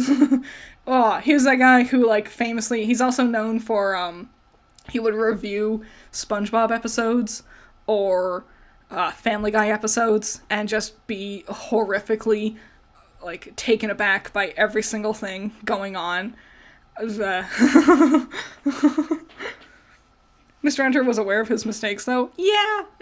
I mean, I think it's easy to, once you make a mistake and people point it out to you, it's easy to realize where you goofed up. But he really goofed up with his crowdfunding for growing around. Like, it's just a bad premise. Growing around, if you don't know what it is, the idea is that the adults are kids and the kids are adults. And if you give that idea any more than 5 seconds of thought, you immediately start to realize how that doesn't work. Like, you were born as a child, and then your parents act like the children, and you, as a child, need to take care of them. At what point does that happen? Because when you're a toddler, who's raising you? Is it your children? Parents? Because they're your parents, they should be raising you. But you're a toddler, and they're adults, so they're supposed to be acting like children.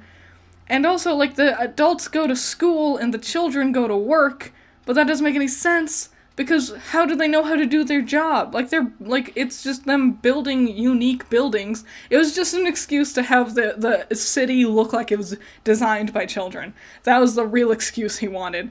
But he didn't think about how it actually worked. Like, rather than have, like, a kid be the president or a kid becomes the mayor, it's just that children are the adults and they do the adult things, and the adults need to act like children. So after being a child and being, like, on top of the society around you, you then reach, like, age 18, and then you have to give up all of that to let the people who are younger than you take over instead, and then you go to school, but you don't need to go to school because you don't need to learn anything for a reason, because you go to school to learn skills to use when you're an adult, but if you don't do it backwards, because there's no reason for you to be learning these skills now. And what happens if you don't have children? Like, if you're just a person and you don't get married and you don't have a child, but now you are an adult, who's gonna raise you? Are you just pressured into having kids as soon as possible? So then you have kids to be your adults when you become adult children? It's so stupid. It is so dumb.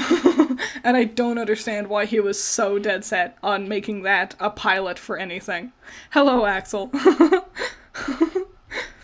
Yeah. Kids Next Door is a great example of a great way of having kids do cool adult things. And have cool kid-designed things. And have it be a kids versus adults, whatever. Mysterious Mr. Enter. You didn't watch this yet? You should. It's fun. It's only 25 minutes. It's only the one episode, you know? We were just, like, talking about designs and stuff. Mr. Enter said Rise of the TMNT had bad animation. He's just full of bad takes. I haven't seen it, but I know the animation is nice. What does he mean by bad? You know, he just doesn't like the style? That seems to be a thing he would do. If he just didn't like the style of something, he would call it bad. I think we've lost the plot a bit. Yes. Yes, we did. I mean, I wasn't really planning on this being a long one to begin with, because I knew talking about the backgrounds wouldn't take that long, which is why I also was like, maybe we'll talk about theories as well. And then we got off track. And then we got derailed and I just started talking about, MatPat and Mr. Enter. You don't want to get into the fandom? The fandom's been pretty good so far, from what I've seen. You know, Gooseworks, who wrote the pilot, I'm pretty sure she did. I'm pretty sure she's credited as a writer. Gooseworks, who helps make it, has said that she wants to make sure it doesn't go into a crazy bad fandom. So I'm gonna hope it doesn't. We're gonna try to keep it cool and inviting and fun, you know? I'll admit the art style threw me off, but after I gave Rise a chance... Yeah, so that's the thing, like, something can look really totally different, but you just gotta, like, get into it a little bit. Anything looks weird off the bat. We can get off the rails so much, we can get back... Yeah, it's like when we're playing a Donkey Kong level. You jump off the rails, and then you do, like, a mini-game, and then you land back on the rails.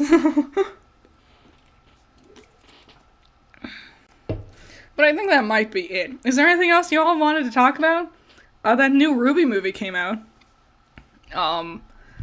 The Justice League one. I mentioned RWBY earlier. I guess we can talk about that. Because the movie just came out, and no one's talking about it. No one cares. No one's interested. Like, even when I tweet about it, it's like, people are liking the tweets and they're commenting, but there's also just, like, nothing new to say. You know, there's no new critiques to be had, there's no new praise to give, there's nothing new to talk about. Presumably, maybe something might happen on Halloween, because it's technically Ruby's birthday, so maybe that's next Tuesday, by the way. Presumably something might happen on Halloween for Ruby's birthday. We might get some sort of announcement for something. I'm not gonna hold my breath. God, I was thinking about that while I was doing the dishes this morning. I was thinking about how Ruby's gonna have her first live stream on Halloween. And I was, like, a part of it is, like, playing horror games, Q&A, something else, I don't remember. And I'm like, the Q&A is gonna be horrible, because it's just gonna be a bunch of people being like, when's Volume 10?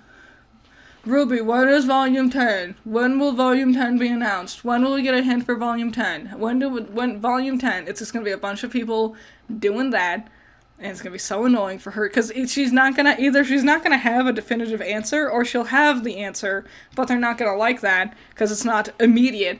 It's not, oh, Volume 10 is next week, you know?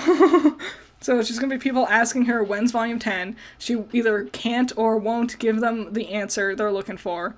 And then they'll just keep repeating that. Or then they'll ask, like, benign, stupid shit. Like, do you think Weiss is really pretty? Do you want to date Weiss? And things like that. And it's like, oh god, the Q&A is going to be the worst part of that stream. I don't want to watch it. It's going to be so bad. RWBY fans have the worst questions. Like, when you look at the, like, Q&A panels, or, those things that, I don't know what it's called. The ones where you, like, can ask a person a question, like it's one of the writers or whatever. It's always the dumbest questions. Like, RWBY fans do not have interesting questions. And if anyone does offer an interesting question, the answer is always, that's a spoiler question. No spoiler questions. Because they haven't actually thought of the answer yet.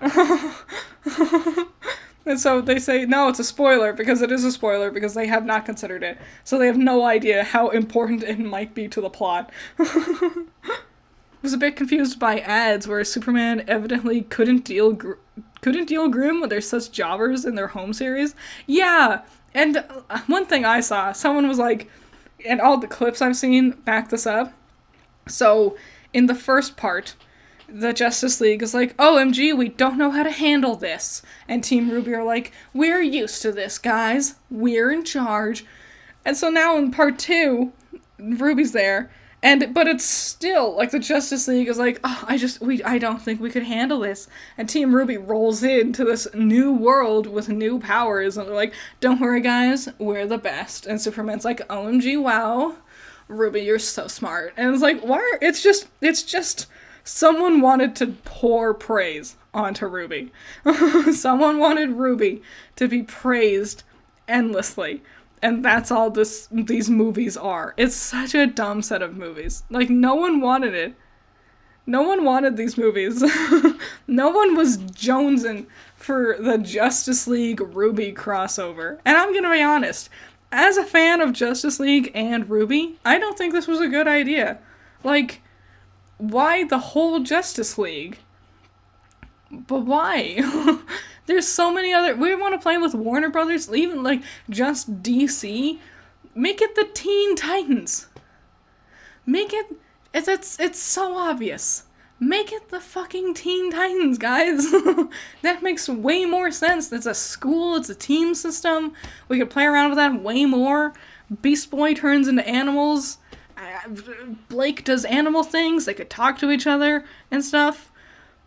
Do the Teen Titans stuff. Robin could talk to RWBY about things. Cyborg could be a part of... He's already in the first one, but he could be there. That's something that bums me out, that Cyborg never talks to Yang about having robotic limbs and how they perceive their lives with their robotic limbs. I think that'd be an interesting conversation, but unfortunately they don't have conversations. Yeah, Beast Boy turning into a Grimm, that'd be awesome. That'd be cool. Have Raven being all moody broody. Raven and Blake being moody broody. That'd be fun. We could have some fun with, like, Starfire. We could have Blue Beetle in there. There are so many Teen Titans we could play around with. And they went... Ugh. Annoying. It's annoying. Why didn't RWBY cross over with Teen Titans or Young Justice? Exactly. Why the Justice League? Because I can tell you why. Because Miles and Carrie are really big Batman fans. Like, look back at old Rooster Teeth videos, where, like, the RT Lives or podcasts, and you can see so many videos where Miles especially is doing his stupid Bane impression or his stupid Heath Ledger's Joker impression. They love Batman, and so they wanted to play with Batman, but they couldn't just do Batman, so they had to do the whole Justice League. It's so dumb. It's such a self-aggrandizing project that no one wanted. It's so... You can tell everything they're just doing because Miles and or Carrie sat there and went, I've always wanted to do something with Batman. He's one of my favorite characters. Oh, I've always wanted to be a part of a real anime from Japan. That's why Ice Queendom exists. It's like, but who asked for this? What's the quality control? Why? Your fan base is begging you for things. Your fan base has been begging you for a Team Stark prequel show for years. Just, you want to make money? Do that. Do the thing people are begging you to do. Don't sit there and go, Warner Brothers, can we have a bunch of extra money for a couple of movies that literally only we, the writers, want? Isn't Young Justice Season 5 gonna happen? I have no idea. There was a long break between Seasons 3 and 4, wasn't there? They show it in the actual movie? Also, RWBY as an IP doesn't deserve to crossover with Justice League. It's true. Like, they're heroes of the universe. They fight like giant space demons from another dimension. RWBY didn't even kill Watts. I guess they did now in the movie, in their Justice League Part 2 movie. But Team RWBY doesn't do anything. They've spent their entire last season dicking around in Wonderland, you know? I don't think they're comparable to the Justice League. And, like, the Justice League did a crossover with Teenage Mutant Ninja Turtles. The Teenage Mutant Ninja Turtles do a lot of really cool, crazy things. RWBY does not. There are so many other franchises RWBY could/should have had a crossover with, but really no one was really asking for it. No one really wanted, you know, RWBY smashing her face into Superman's tits, you know? I'm having Ice Queen flashbacks now. Ice Queen, man, I never watched the English dub. I watched the first 2 episodes, I think, of the English dub, and then I never watched the rest of it, because that was when the news broke out of Rooster Teeth being extra horrible, and so I canceled my first membership, and I refused to get a new one. Yay! A lot of DC characters could easily deal with the Grimm. Yes. Like, Superman has super strength and super speed. I think he can handle a couple of Beowulfs pretty easily. You know, the things that the 15-year-old girl can handle easily. So easily. She doesn't break a sweat. Literally, RWBY, as a 15-year-old girl, kills Beowulfs en masse on her own. But Superman needed help. Superman and the rest of the Justice League needed the teenage girls' help. Really? Really? Wanted a Red vs. Blue and RWBY crossover? I did too. I thought that was cool. When is the last season of Red vs. Blue coming out? You know? When is that happening? Because they announced it, but they haven't announced a date for it. I think they've stopped giving dates for things in all of their announcements, apparently. Superman got his ass handed to him by a single xenomorph in a comic. Xenomorphs are pretty crazy, to be fair. They can, especially if you're not expecting it, they can be pretty crazy. Superman could solo everything in RWBY, setting at once, probably Wonder Woman too. Yeah, like, Batman would have stopped Salem immediately. He would have figured it out and stopped Salem. God. Ugh. God, do I even want a 10th volume? I don't think so. You know? Martian Manhunter? I know! I love Martian Manhunter. Why wasn't he in the crossover? Why was Juniper left out of the second part of the crossover? Why were they deemed important enough to be in the first half, but were axed from the second half? That makes no sense. If Grimm are magical, Soups would likely need some help. Magic is an established weakness for him, depending on the writer. I don't think they're magical, but also, like he could just laser beam them with his eyes, and I think that'd be it. And even if he did need help, like, beyond that, any one single member of the Justice League would be able to help him. But Salem into the Phantom Zone. Yeah, yes. Wonder Woman should wreck house in Remnant? Yes, I agree. Something I hate, oh my god, in the part 1 of the Justice League crossover, they're all like, you really need to figure out your semblances, because for some reason, you unlocking your semblance is the only thing we care about in these movies, I guess. So, Wonder Woman is attempting to float. Her semblance is floating, apparently. So she's attempting to float, and then she, like, goofs up, and accidentally bangs her head on the ceiling of the room they're in. They're on a plane. It's not important. She bangs her head on the ceiling and falls.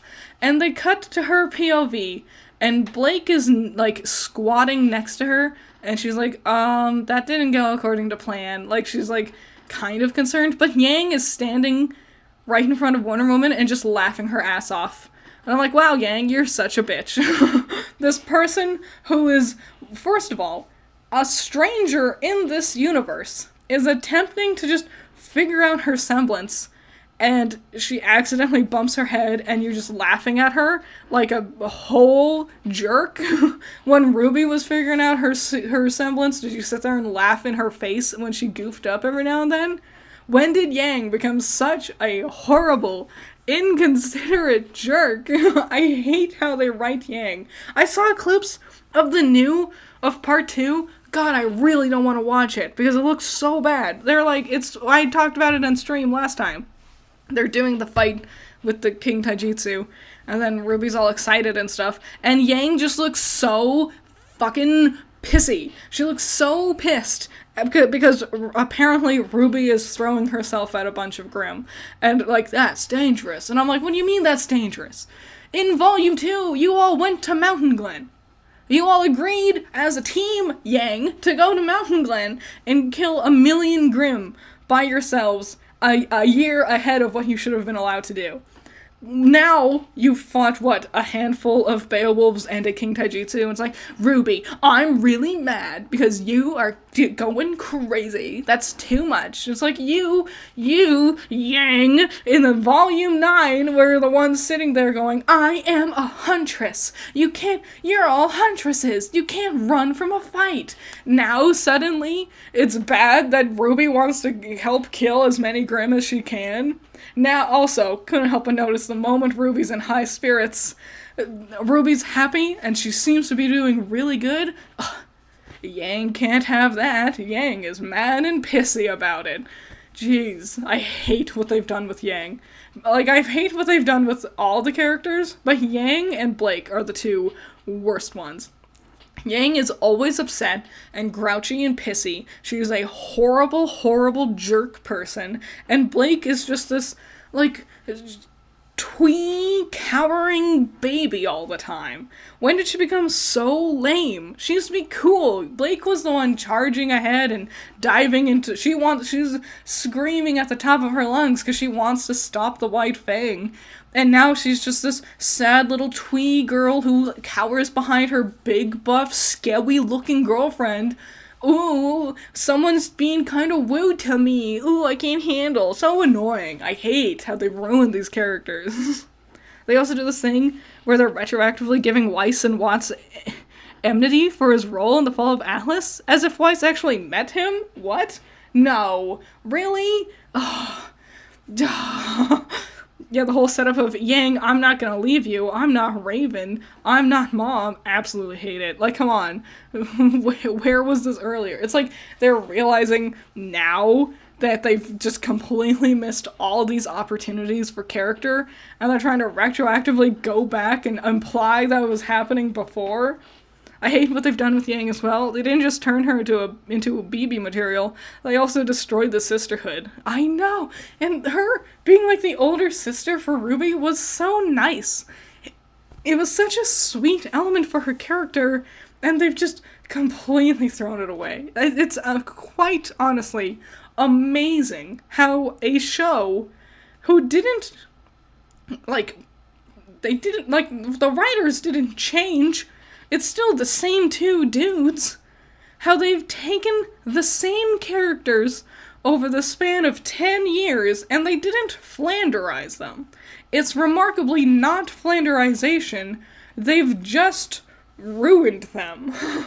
They've completely changed them into just horrible, unlikable people. No wonder we focus all of our attention on the other characters. They've made our main 4 girls just the most unlikable people. RWBY is screamy and yelly and obnoxious. Weiss is disinterested and oftentimes just, like, not even doing anything. Blake is a crybaby bitch coward, and Yang is a horrible jerk. Like, why would anyone want to watch the show? And some people give the argument of, oh, well, it's been a long time, a lot has happened to them. You can't expect them to stay exactly the same. No, I don't, but I also don't expect them to become worse. Narratively, like, as a story that I am watching and engaging with, I wouldn't expect them to become bad characters. You start as interesting, cool characters, and they just watch them turn into really unlikable, unentertaining characters? How? But why? Critter made a stream about it months ago? Oh, about which one? Did I ever react to the alternate volume 9 editing? Yes, I did. I did make a stream about it. It was not good, and I know it's gonna be annoying, because they're gonna act like that was canon. They're not gonna actually animate it, my theory. My theory is that they're not gonna actually animate that moment, but they will have 100% expected you to have seen that animatic.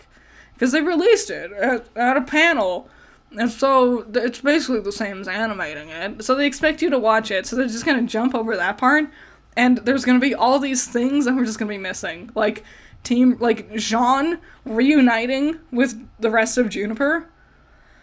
I'm just gonna miss that part. Just gonna skip over it. Establishing, even that animatic jumped over the idea of establishing them making it to Shade Academy. You know? They're just already there. Crow's on the up and up. My 2 nieces and everyone I've cared about is presumably dead. But I'm doing really good right now. I'm Crow and I'm doing really good right now. Even though my daughters are presumably dead. It's so dumb. Oh, let me help make the poor witch family, the rich family who has a history of abuse and slave labor. Oh, some people don't like them. How dare. They said Arrowfell is canon? No. They just say whatever they want is canon. They really don't care. They can't keep up with it anymore. I was thinking about Arrowfell today, too. Like, I was thinking about how, like, back-to-back, it was Arrowfell Volume 9, and then these 2 Justice League crossover movies. And I was thinking about how much time and effort went to Arrowfell and the Justice League crossover. Like, they're not good. They aren't things we want. They introduced, like, 700 new fucking characters in Arrowfell, too. Like, they introduced so many characters in Arrowfell, I guess, in an attempt to retroactively help make Ironwood always bad from the beginning. I guess. I don't think Volume 10 is enough time to resolve anything for RWBY. I mean, it would be really funny, though. Maybe. Maybe. Who's Arrowfell? It was a game. They had a game come out, like, a while ago. It does not look good. It's a platformer type deal. Like, it didn't look up my alley. I had no interest in watching it. You can watch all the cutscenes on YouTube, you know? So yeah, I don't know. If Volume 10 is gonna be the last one, it's gonna end so horribly. I'm honestly really excited for the show to end. Not only so then I can, like, make, like, definitive lists. Like, I can make the best to worst lists for things, like best episodes per volume, rank the volumes, a lot of ranking things. I can rank outfits, you know, and have it be like a completely full list from beginning to end of the series. But also, I'm excited for it to end because, quick, someone mentioned Madoka Magica, so we can stop talking about RWBY. Nice. I'm excited for RWBY to end, so then, like I could just see how the story wraps up. Yeah, Madoka Magica. By the way, I am working on the next episode. Like, I reviewed episode 1 of Madoka Magica. I'm also working on reviewing episode 2. At the beginning of the stream, I mentioned I have, like, 5 projects I'm working on. That's one of them. There are several things I'm working on.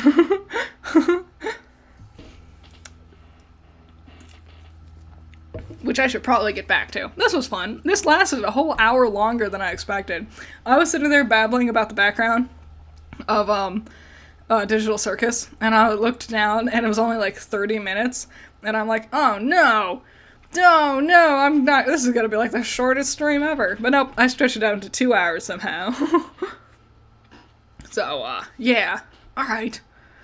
I guess I should get going. It's a little hot in here, I should probably turn on the AC anyway. So yeah, thanks for watching. Thanks for hanging out. Thanks for listening to me babble about shot composition and colors, and then talk about theories and stuff. That was fun. And then we got derailed for like an hour there at the end. So yeah, I guess that's it. Thanks for watching. Thanks for hanging out for a while. This was fun. I enjoyed myself. I hope you did too. So, yes, stay hydrated. Drink water. Stay hydrated. I got lots of stuff to do, so I gotta get back to it. Thanks. See you later. Bye.